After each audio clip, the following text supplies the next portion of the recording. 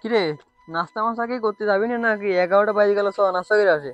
হ্যাঁ, আইসে বেটার আমার কাম না করে ছাদের উপর সারাদিন বসে থেকে থেকে এখন আইসে নাস্তা করতে যাবে। কাম করছিস সকাল থেকে কোনো, নাকি কন্ট্রাক্টরে সব লস লাগাবি তোরা? হ্যাঁ, আইসে ওরা কাম করার লোক আমার। থাকিস বাবা ভাই, কাম করছে। থাকিস যাও দুটা যাও কাজ তোরা কর। যাও, আমি নাস্তা করতে যাবো না।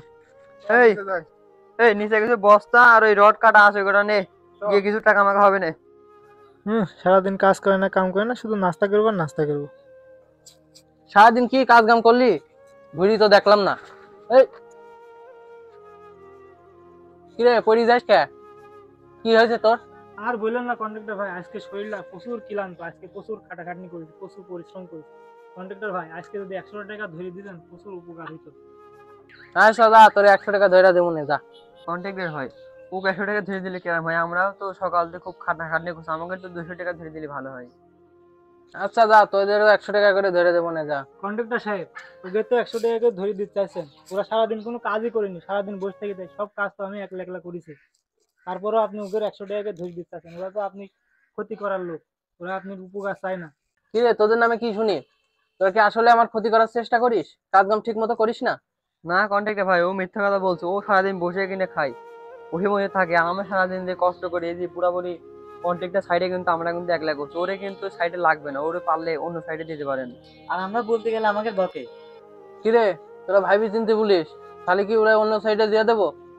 দিয়ে দেন। হ্যাঁ কন্ট্রাক্টর ভাই, ওকে দিয়ে দেন। তাছাড়া ওর এই সাইডে লাগবে না, আমরা তিনজনে যথেষ্ট এই সাইডের জন্য। ওকে অন্য সাইডে দিয়ে দেন, আরো ভালো হবে, আপনাদেরও ভালো হবে, আমারও ভালো হবে। ঠিক আছে, অন্য আচ্ছা সাইডে দিয়ে দেন। কাম নাই, ও বসে থাকে, ও দিয়ে দেন। আচ্ছা ওরে কালকে অন্য সাইডে দিয়ে দেবো। কন্ট্রাক্টর সাহেব, আপনি কিন্তু দুধ কলা দিয়ে কাল ছাপ পুষছেন, ঠিক আছে? আর আমারে বলছেন না যে অন্য সাইডে পাঠিয়ে দিতে।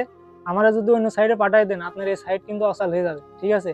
এরা যে ব্যবহার এদের, আর এদের যে কাজের গতি, ঠিক আছে, আপনার কাজ এরা তুলতে পারবে না।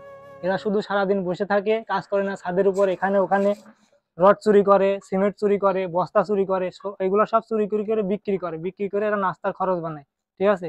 আপনি তো আমারে বিশ্বাস করেন না, ওদের কথা বিশ্বাস করছেন, ঠিক আছে? এরা আপনার কোনো সময় ভালো চায় না। কিরে এসব কি শুনছি? আমার সাইডে কি খালি এগুলাই করিস তোরা? না, কি না, বলেন না, আপনি? কি বলেন আপনি? ও তো পুরো আবার মিথ্যা কথা বলতো। ও নিজে রড সিমেন্ট চুরি করে, এই চুরি করে, ও চুরি করে। মানে এইসব কাজ সব আমরাই করি। ঠিক আছে, ওর সাইডে লাগবে না, ও অন্য সাইডে দিয়ে দেন। ও চুরি করবে, আমাদের দোষ দেয়।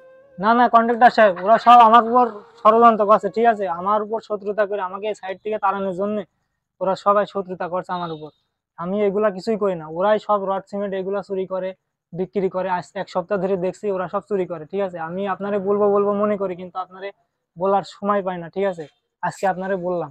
মিথ্যে কথা বললি কি ওরা তিনজনে মিথ্যে কথা বলবে নাকি? হ্যাঁ, তুই মনে হয় নষ্টের গোড়া। তুই কালকে আমার সাইডে আর কাজ করবি না, তোরে মনে করলাম অন্য সাইডে দেবো, তোরে কোনো সাইডে দেবো না। তুই এখানে রড চুরি করবি, সিমেন্ট চুরি করবি, বেঁচে দিবি সব। তোর মতো লোক আমার দরকার নাই।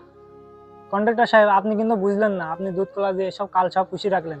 আপনি একদিন বুঝতে পারবেন, ঠিক আছে? আমার কথা আপনি বিশ্বাস করলেন না। আরে যা যা, তোর মতো লোক আমার দরকার নেই, যা। হে আল্লাহ, এই মিথ্যের কাছে আজ আমার সত্য হেরে গেল। এই সমাজে সত্যের কোনো মূল্য নাই।